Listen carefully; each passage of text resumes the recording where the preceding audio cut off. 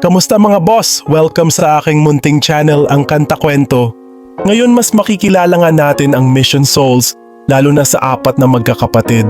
Kung ano ang mga inspiration nila, mga disagreement nila sa family, pati rin ang bukod sa pagbabanda, ano ang gusto nilang maging, at ano ba ang masasabi nila sa mga mangilan-ngilan na bashers nila dito sa social media.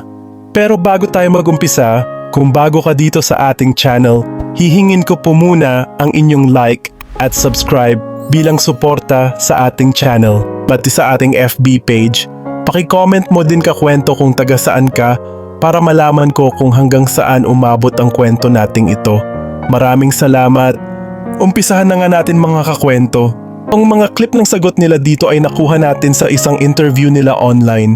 Ang isang segment na Chill Out Raw, talagay ko ang link full video sa description kung nais nyong mapanood ng buo. Umpisahan na nga natin mga kakwento. Hi everyone, I'm Stacy. I play the rhythm guitar and the vocals. Yan! Hello, I'm Isaiah. You can call me Ice. I play the drums. I'm Sheena, the mother, the vocals. Ako yung mother, ako yung audio engineer sa kanila, nagbe-mix ng mga kanta at nag-play din ng bass. I'm Nesas. I play the keyboard and the bass sometimes.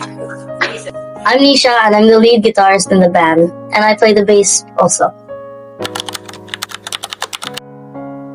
I sometimes hear my mom singing in the State of Grace and I wanted to be like her. And she teaches me how to sing and I I just started to sing when I was like still young, and my dad also helped me with my guitar. He taught me the basics of my guitar, rhythm guitar. I saw in the State of Grace their drummer. I wanted to be like him. I like the drums and how I wanted to play the drums, but I just use pillows. And I use pencils as my drumstick. And then mom and dad bought me a real drum set, and I wanted to play the drums. Oh, okay. And dad taught me the basics. When I practice, sometimes my dad is strict. Like he wants me to practice every day, and I practice every day. I try, and I'm still learning more instruments, and I'm still learning more instruments and also the drum. That's how I practice. Yep. Instrument. What first song? First song I started. Piano. Give Me One Reason by Tracy Chapman on the piano. How my parents teach me is very good, and I enjoy practicing, as they said. I like how dad teaches me the basics and pentatonics and scales and other stuff like that. It's fun. Yeah, that's They always say we're already famous. Yeah, they mention it a lot. In like Idol, Idol they TV. mention Yusuf. Yeah, a friend chatted me. She sends lots of screenshots of the views, how many views it's getting, like that on TikTok, how many shares, just like that. As telling us we're famous now, like that. or Yeah, okay lang naman basta hindi lang below the belt, kung hindi lang nag-ano. It's their opinion naman. We can't please everyone. So we also respect their decisions. If some of the songs that we play, hindi nila trip, okay din yan. Okay lang naman. So, Disagreements, like how we sung as a band. like how sometimes you don't like us to count or to one. Just little things lang po, yung mga pwede naman ma-resolve within that day, yung mga konting bagay lang, like eto minsan hindi yung nagdo-drawing pa before mag-count or mag-ano pa, yung mga ano lang. He doesn't be serious. Tapos kung siya naman may yung hindi makakastart ng intro, nagtitinginan pa na yung ganun lang, mga hindi masyadong controllable pa naman. At yung yung sinong maghugas ng plato, gano'n. Yun nga yung Schedule na lang namin para walang disagreement. Kasi yan yung palagi nilang nagdi-disagree sila kung sino nang hugas, tapos sabihin, hindi, may nag-lesson pa kami or nag-practice pa, ikaw yung dapat mahugas ngayon. So ngayon, ito Monday, Tuesday, Wednesday, Thursday, tapos tapos yung ibang chores, yun lang yung na sometimes nag-disagree sila. Part pa din yun ng music kasi sasabihin ng isa na I'm still practicing this song and then it's time to feed the chickens na. So ito palagi nag-feed ng mga manok si Stacy, at saka ito yung mga dogs, at saka sila yung nagluluto ng mga tinola, itong dalawa.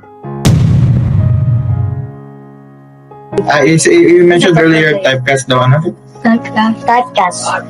Yeah, they also play that in the Everlearn. At saka yung Paramore, of course. Magkikita siguro kami ni Haley mamaya pagtapos nito. during your dates. Para more talaga. Plum. Gusto ko yung plum tsaka Plum? No? plum. Okay yun. Okay yun. Yes, Madami pa din kami ka-cover ng mga local artists ng yung may yun? Akap, yung Imago, tsaka yung mga Session Road. Mag-upload kami ng mga videos nila. Actress. Actress. an actress, okay? Want to be a barber. Barber.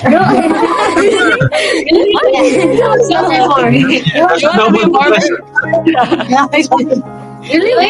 Come on, wife. You want to cut hair as well? You want to cut hair, Ice? Yes. Oh. Oh, okay. I would like to be a nurse also. Like my mother. I want to be I'm already an animator. I want to be an animator. Cool. Movie director. Palagay niyo mga kakwento sa kanilang last performance o last upload ay maraming napahanga sa kanila ng highway star na yanig nga ang mundo ng rock scene. Nakalapampag maging ang mga international community sa pinamalas nila dito sa performance. Napakamura pa ng mga edad nila mga kakwento, marami pa tayong aabangan sa kanilang tinatahak na karera at mga desisyon na kanilang gagawin. Kaya naman nakaabang tayo sa mga susunod pa na pagpapamalas nila ng talento at mga plano sa karera. Subscribe tayo sa Mission Souls para sa mga updated cover pa nila. At syempre muli, kung bago ka dito sa ating channel, hihingin ko po muna ang inyong like at subscribe bilang suporta sa ating channel. At sa ating FB page, paki-comment mo din kakwento kung taga saan ka para malaman ko kung hanggang saan nakakaabot ang kwento nating ito. Maraming salamat! Sana mga kakwento ay mag-join kayo sa ating membership dito sa ating channel. Ito ay 25 pesos lamang para ma-activate nyo ang mga perks natin, gaya ng ating mga special emoji para sa comment section at early access sa ating mga kwento at marami pang iba. Salamat na agad sa inyong mga kakwento. Salamat sa pagsama sa akin hanggang dito sa dulo ng ating kwento. Ito ang kanta kwento na nagsasabing, mabuhay ang talentong Pilipino.